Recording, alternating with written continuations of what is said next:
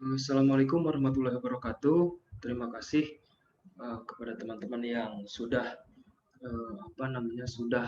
bergabung dalam kelas studi demokrasi pada kesempatan kali ini. Pada kesempatan kali ini saya akan sedikit menjabarkan terkait dengan tema terkait dengan konsolidasi demokrasi.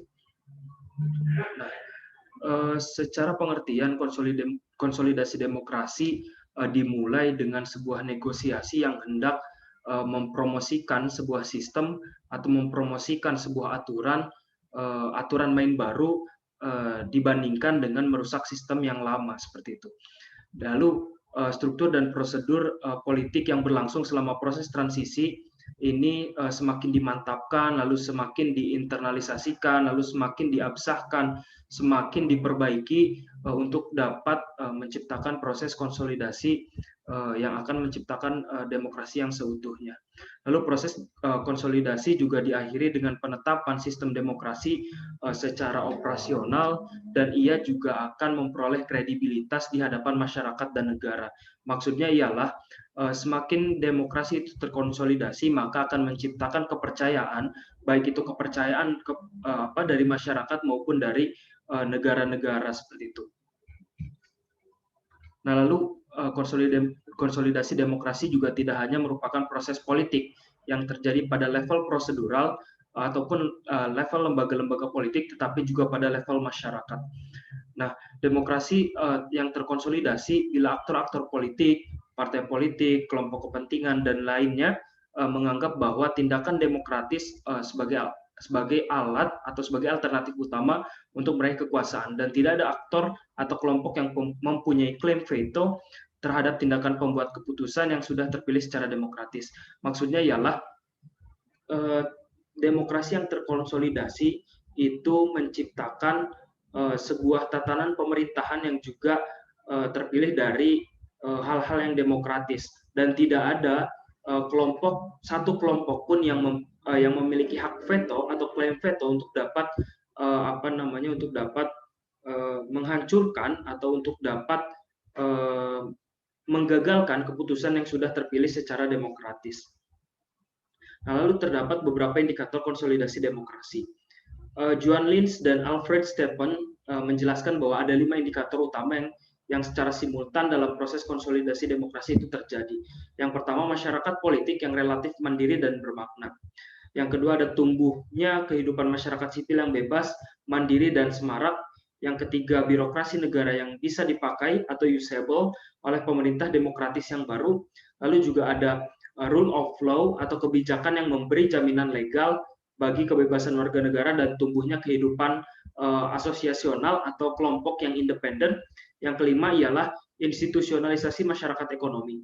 Artinya harus ada norma, institusi, dan regulasi yang diterima sebagai jembatan antara negara dan pasar. Kelima indikator ini, Juan Linz dan Alfred Leder jelaskan bahwasannya masyarakat dalam negara yang menuju konsolidasi demokrasi memiliki masyarakat politik yang lebih mandiri, yang lebih independen, tidak selalu bergantung kepada negara.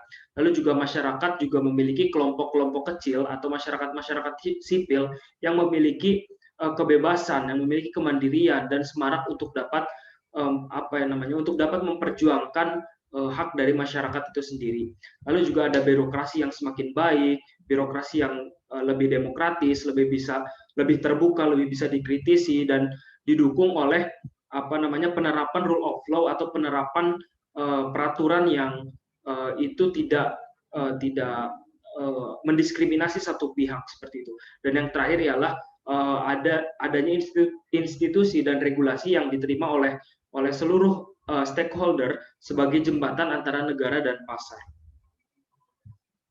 Nah, lalu di sini ada sedikit tipologi pendekatan studi demokrasi. Bisa dilihat dari elit dan bisa dilihat dari massa. Kalau dilihat dari elit ada beberapa teoretikus, misalnya elit dan agen, misalnya ada Linz and Stepan, ada juga O'Donnell yang menjelaskan transisi rezim, lalu juga ada di crafting demokrasi di Palama, dan juga ada konvergensi elit yang dijelaskan oleh Burter, Gunther, dan Higley pada tahun 1992. Jika melihat dari elit dan struktur, ada tulisan O'Donnell pada tahun 1974 dan Evans pada 1979 yang menjelaskan demokrasi runtuh karena ketergantungan ekonomi. Lalu juga ada yang menjelaskan bahwa konsolidasi demokrasi dilihat dari elit dan struktur itu diawali oleh reformasi ekonomi yang mempengaruhi demokratisasi. Itu dijelaskan oleh Haggard dan Kaufman pada tahun 1995. Lalu juga ada neo-institusionalisasi, lalu juga ada institusionalisasi politik. Nah, kalau dilihat dari sisi massa di agen, massa sebagai agen, itu ada penjelasan budaya demokratis yang dijelaskan oleh Almond dan Verba. Lalu juga ada konflik kelas yang dijelaskan oleh Moore dan juga Marx seperti itu. Ada juga Rosemeyer dan Stephens menjelaskan konflik di antara kelas untuk dapat menciptakan konsolidasi demokrasi. Lalu juga ada struktur kesempatan politik. Maksud dari struktur kesempatan politik ialah masyarakat memiliki kesempatan yang sama dalam melakukan atau dalam berkontribusi untuk menciptakan negara yang lebih baik lagi. Nah, itu salah satu beberapa hal yang menjadi konsolidasi demokrasi. Lalu juga jika dilihat massa dengan struktur, itu ada tingkat pembangunan ekonomi yang dijelaskan oleh Lipset. Misalnya, semakin tinggi ekonomi masyarakat, semakin baik ekonomi masyarakat, maka demokrasi atau maka sebuah negara akan mengalami konsolidasi demokrasi. Lalu juga ada nilai-nilai yang dijelaskan oleh Inglehart, lalu juga ada kehidupan asosiasional yang dijelaskan oleh Tocqueville dan Putnam, dan juga ada yang dijelaskan oleh Thoreau, gerakan sosial. Tocqueville, Putnam, dan Thoreau ini menjelaskan bahwa semakin masyarakat terbuka untuk dapat membuat organisasi-organisasi untuk dapat masuk ke dalam struktur negara, itu berarti negara tersebut dapat berjalan menuju negara yang demokratis. Nah, kalau nanti ada beberapa pertanyaan yang saya sisipkan di video ini, nanti teman-teman bisa menjawab dan mensubmit di my class seperti itu. Lalu pendekatan elit di sini memiliki fokus utama adalah para pemimpin, penyelenggara negara, dan politisi yang sebetulnya harus mempunyai sikap, pilihan, tindakan, dan keyakinan yang kuat pada demokrasi, serta saling membangun konsensus bersama untuk konsolidasi demokrasi. Nah, maksudnya ialah jika kita melihat dari pendekatan elit, maka para elit negara seperti pemimpin, penyelenggara negara, politisi, dan stakeholder lainnya itu perlu memiliki sikap, memiliki tindakan untuk dapat menciptakan demokrasi dan demokratisasi, dan memiliki konsensus bersama, tidak saling konflik yang sebetulnya itu akan menciptakan kemunduran demokrasi itu sendiri. Walaupun memang di negara demokrasi konflik itu menjadi hal yang wajar, tapi memang kita perlu membuat sebuah sistem, perlu membuat bagaimana demokrasi itu di-manage, bagaimana demokrasi itu dikelola agar tidak memberikan dampak negatif terhadap demokrasi itu sendiri. Michel Burton, Gunther, dan Higley misalnya menggunakan dua parameter untuk mengidentifikasi karakter elit. Yang pertama ada integrasi struktural, dan yang kedua ada tingkat konsensus nilai di antara elit yang berinteraksi. Nah, integrasi struktural ini diartikan sebagai keterlibatan relatif dalam jaringan komunikasi dan pengaruh secara formal maupun informal di antara person-person, di antara orang-orang, di antara kelompok-kelompok, di antara faksi-faksi elit. Maksudnya ialah adanya integrasi di antara kelompok dengan kelompok, atau orang dengan orang, atau faksi dengan faksi yang berada yang termasuk ke dalam elit itu sendiri. Jadi ada integrasi satu sama lain untuk dapat menciptakan konsensus bersama. Nah, lalu konsensus nilai mencakup persetujuan relatif di antara elit terhadap aturan formal maupun informal, tata krama politik, dan legitimasi lembaga-lembaga politik yang eksis. Maksudnya ialah dari integrasi tersebut maka muncul konsensus-konsensus atau kesepakatan-kesepakatan di antara para elit yang itu akan menciptakan aturan formal atau aturan informal, lalu juga ada tata krama politik, ada legitimasi lembaga-lembaga politik, dan lain sebagainya. Nah, lalu di pendekatan elit juga ada 3 tipe elit. Yang pertama, elit yang terpecah belah atau disunified elite. Elit yang terpecah belah ini memiliki beberapa ciri. Yang pertama misalnya tingkat integrasi struktural dan konsensus nilai secara minimal. Maksudnya ialah integrasi struktural dan konsensus yang telah sedikit tadi kita bahas ialah memiliki nilai yang sangat-sangat minimal, tidak ada keterkaitan antara elit satu dengan elit yang lainnya. Lalu kedua ialah jaringan komunikasi tidak melintas garis-garis faksional. Maksudnya ialah tidak ada komunikasi-komunikasi yang baik antara satu kelompok dengan kelompok yang lainnya. Lalu juga ada faksi-faksi tidak sepakat tentang tata krama politik, tentang keberadaan lembaga-lembaga politik formal dan lain sebagainya. Lalu juga di antara elit yang ada di sebuah negara tidak saling percaya dan tidak saling berkoordinasi serta tidak saling bekerja sama untuk dapat mencapai tujuan bersama seperti itu. Nah, politik juga dilihat sebagai perang, lalu juga elit yang bertarung dengan menggunakan kekerasan untuk mencapai dominasi, lalu akan menciptakan instabilitas politik. Tipe yang kedua ialah elit yang bersatu secara konsensual. Artinya ialah beberapa elit atau elit-elit yang hadir di sebuah negara itu saling bersatu atas dasar kesepakatan. Nah, ada beberapa indikator atau ada beberapa ciri untuk tipe yang kedua ini. Yang pertama, ada integrasi struktur dan konsensus nilai relatif terbuka. Lalu juga jaringan komunikasi dan pengaruh antara elit memotong semua faksi-faksi elit. Lalu juga tidak ada faksi tunggal yang dominan. Kemudian sebagian besar elit punya akses pada pembuat keputusan. Faksi-faksi semakin bersatu, semakin bekerja sama untuk menciptakan konsensus bersama. Lalu juga pertarungan politik dilihat sebagai negosiasi, tidak ada perang dan lain sebagainya. Nah, semua faksi elit juga saling sepakat tentang aturan main dan keberadaan lembaga-lembaga politik. Rejim politik juga lebih stabil dan demokratis secara nominal. Lalu yang terakhir adalah kompetisi terbatas yang terjadi di antara elit untuk memastikan fungsi lembaga-lembaga politik mengikuti prinsip-prinsip perwakilan politik.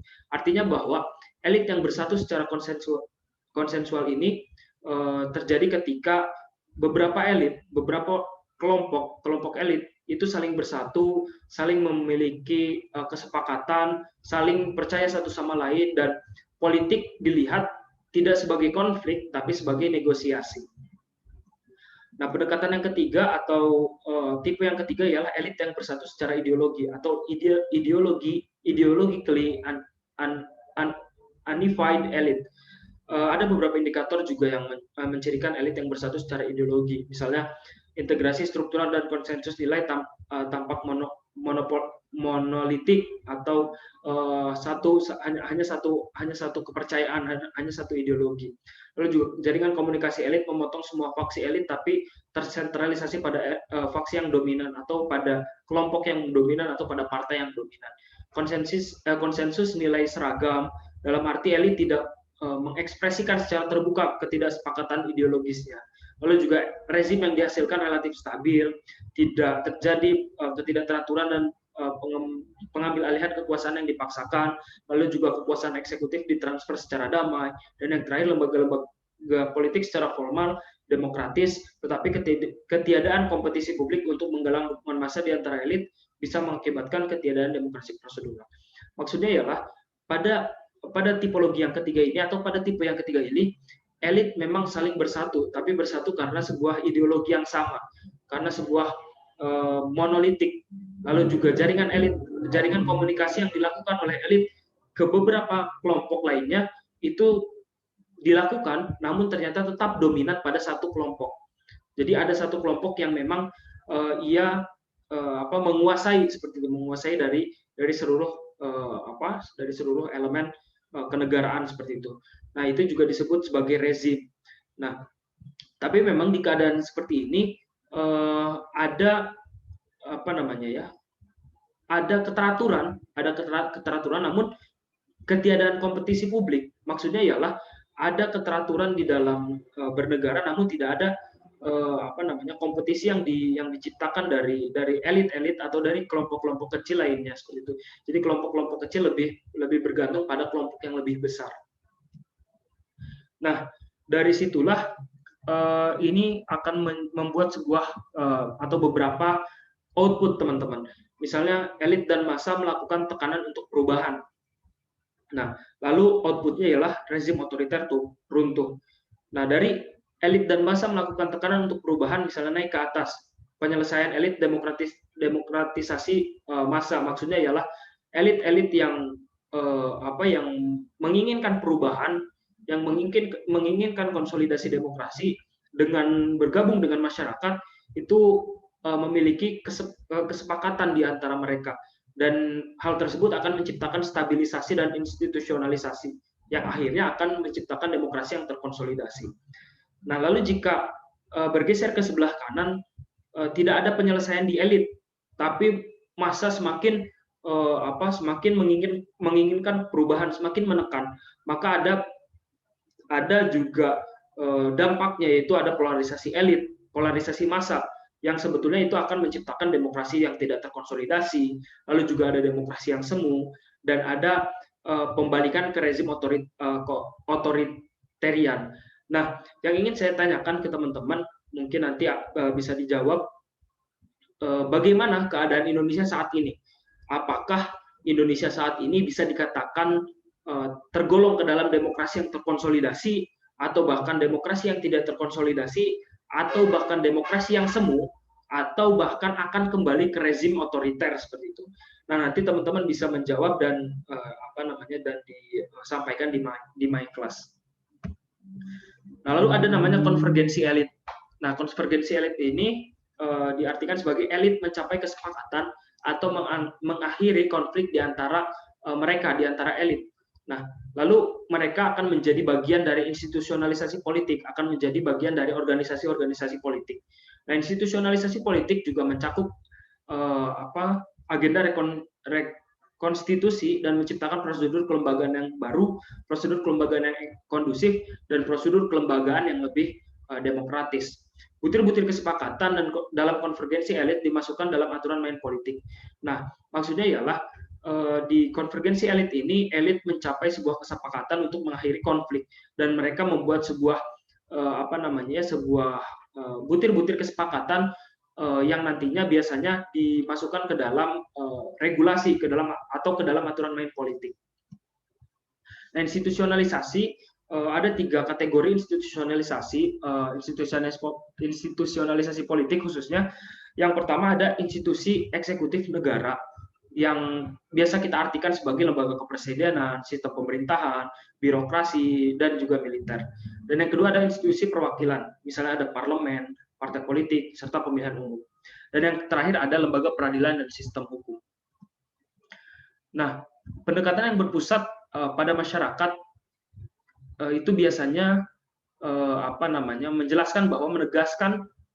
menegaskan bahwa demokrasi bukan sekedar sebuah sistem di mana para elit memperoleh kekuasaan untuk memerintah melalui suatu peraturan yang kompetitif guna mendapatkan suara rakyat. Nah, tadi kita sudah menjelaskan bagaimana keadaan konsolidasi demokrasi secara dilihat dari pandangan elit, dan sekarang kita beralih dilihat dari pandangan masyarakat seperti itu. Nah, di pendekatan masyarakat atau di pandangan masyarakat ditegaskan bahwa konsolidasi demokrasi bukan hanya dilihat dari sebuah sistem yang di mana para elit memperoleh kekuasaan untuk memerintah melalui sebuah pertarungan yang kompetitif guna mendapatkan suara rakyat, atau bisa kita sebut sebagai pemilihan umum. Nah, demokrasi juga merupakan sistem politik di mana pemerintah harus dibuat akuntabel kepada rakyat. Maksudnya ialah pemerintah diciptakan oleh hal yang demokratis, tapi juga hal tersebut juga harus menciptakan pemerintah yang bisa memberikan tanggung jawab kepada rakyat, karena pemerintah tersebut dipilih oleh rakyat dengan cara-cara yang demokratis. Dan yang ketiga ialah demokrasi harus responsif pada keinginan-keinginan, pada preferensi-preferensi dan kepentingan rakyat itu sendiri. Nah, lalu pendekatan berpusat pada masyarakat lebih mengutamakan aspek partisipasi masyarakat ketimbang kompetisi dan kontestasi elit seperti itu. Nah, partisipasi di hal ini bukan hanya keterlibatan masyarakat secara berkala dalam pemilihan umum, namun masyarakat bisa mengontrol pemerintahan, atau bisa disebut sebagai partisipasi secara substantif, misalnya voice atau memilih, lalu bagaimana akses mereka, dan bagaimana kontrol masyarakat pada penyelenggaraan pemerintah sehari-hari. Jadi jika ingin melihat konsolidasi demokrasi dari segi masyarakat, masyarakat bukan hanya dijadikan sebagai objek di dalam pemilihan umum, tapi masyarakat juga dijadikan sebagai aktor yang harus aktif di dalam proses penyelenggaraan negara sehari-hari. Misalnya masyarakat bisa mengutarakan pendapat, masyarakat bisa kritik terhadap pemerintah, dan masyarakat bisa memberikan pandangan yang lebih luas, bisa memberikan masukan yang lebih luas kepada pemerintah. Nah, lalu konsolidasi demokrasi berangkat dari aksi kolektif gerakan sosial dalam arena masyarakat sipil. Nah, misalnya Sidetero menjelaskan bahwa ada mobilisasi kolektif massa yang merupakan kekuatan utama dalam demokratisasi. Nah, Sidetero bilang bahwa dalam demokratisasi ada mobilisasi kolektif massa atau ada gerakan massa untuk menciptakan demokratisasi itu sendiri, dan itu merupakan kekuatan yang paling utama. Sidetero bilang seperti itu. Lalu Tero juga bilang bahwa jalan menuju demokratisasi dapat dilihat dari lingkaran mobilisasi dan interaksi strategis antara elit dan masyarakat atau dan massa, di mana mereka memperkuat struktur kesempatan dalam masyarakat politik dan masyarakat sipil. Nah, struktur kesempatan ini bisa hadir dalam bentuk eksogen maupun endogen, misalnya ada perang, tekanan internasional, perubahan ekonomi, krisis rezim, ketidakpuasan massa, dan lain sebagainya. Nah, tadi kita sudah sedikit menjelaskan terkait dengan bagaimana masyarakat berperan. Nah, lalu ada sebuah konsep yang namanya masyarakat sipil atau civil society. Nah, civil society ini diartikan sebagai ruang dan aktor penting dalam gerakan sosial menuju demokrasi. Secara normatif, masyarakat sipil secara luas dilihat sebagai agen penting untuk membatasi pemerintah otoriter, memperkuat pemberdayaan masyarakat, mendesakkan perubahan dan mendorong demokratisasi. Nah, hal yang ingin saya tanyakan ialah, menurut rekan-rekan, apakah masyarakat di Indonesia sudah dapat dikatakan sebagai masyarakat sipil atau civil society? Jika iya, apa alasannya, dan jika tidak, apa alasannya, seperti itu. Nah, Alexis de Tocqueville bilang bahwa civil society tidak semata-mata sebagai aksi kolektif, tidak semata-mata sebagai aksi yang dilakukan oleh sekelompok masyarakat, tapi juga sebagai kepadatan asosiasi sipil. Robert Putnam juga bilang bahwa melihat efektivitas pemerintahan daerah Italia Utara misalnya, yang lebih demokratis dengan padatnya jaringan kerja keterlibatan sipil yang dikembangkan oleh asosiasi sipil. Nah, sebetulnya ada penjelasan yang lebih luas terkait dengan civil society ini, nanti mungkin akan dijelaskan di semester 4 untuk lebih dalamnya. Jadi Putnam di sini membagi, saya ingin sedikit menjelaskan terkait dengan penelitiannya Putnam. Putnam ini membagi negara Italia ke dalam negara Italia Utara dan negara Italia Selatan. Nah, negara Italia Utara ia anggap sebagai negara yang lebih demokratis, negara yang lebih ramah terhadap masyarakat, negara yang lebih maju, negara yang lebih terbuka untuk seluruh lapisan masyarakat dibanding dengan Italia Selatan. Nah, untuk alasannya nanti mungkin bisa teman-teman searching atau bisa teman-teman nanti ikut di semester selanjutnya, seperti itu. Nah, bagi Putnam, desentralisasi menumbuhkan modal sosial dan tradisi kewenangan di tingkat lokal. Nah, ini terjadi di Italia Utara. Nah, lalu partisipasi demokratis warga telah membiarkan komitmen warga maupun hubungan-hubungan horizontal atas dengan bawah, lalu kepercayaan atau trust antara seluruh lapisan atau stakeholders, lalu juga toleransi, kerjasama, dan solidaritas yang membentuk komunitas sipil itu sendiri atau civic community. Nah, indikator-indikator dari civic engagement atau keterlibatan masyarakat atau hubungan masyarakat ialah solidaritas sosial dan partisipasi massal yang berkorelasi tinggi dengan kinerja pembangunan ekonomi dan kualitas hidup kehidupan demokrasi. Maksudnya ialah indikator dari keterlibatan masyarakat itu dapat dilihat dari solidaritas sosial, dari landasan-landasan yang dari alasan-alasan yang dilandasi oleh permasalahan sosial, dan juga partisipasi massal yang itu akan saling bergabung dan juga akan menciptakan tujuan bersama. Nah, pembentukan pemerintahan regional yang mendapatkan kekuasaan yang otonom, yang signifikan, dan kontrol atas sumber daya lokal, menghasilkan suatu tipe perpolitikan yang secara ideologis tidak terlalu terpolarisasi, lebih moderat, lebih terbuka, toleran, pragmatis, lebih fleksibel, dan penerimaan mutual understanding di antara semua partai politik. Lalu juga warga lebih mengidentifikasikan diri dengan pemerintah lokal, bahkan lebih menghargainya ketimbang pemerintah nasional. Nah, kurang lebih sedikit brief atau sedikit penjelasan dari terkait dengan konsolidasi demokrasi. Harapannya nanti teman-teman tidak sebatas mendengarkan dari video ini, teman-teman juga bisa elaborasi lebih dalam. Jika memang ada pertanyaan, bisa disampaikan di grup WhatsApp, dan juga beberapa pertanyaan tadi harapannya bisa dijawab oleh teman-teman. Sekian dari saya, terima kasih. Wassalamualaikum warahmatullahi wabarakatuh.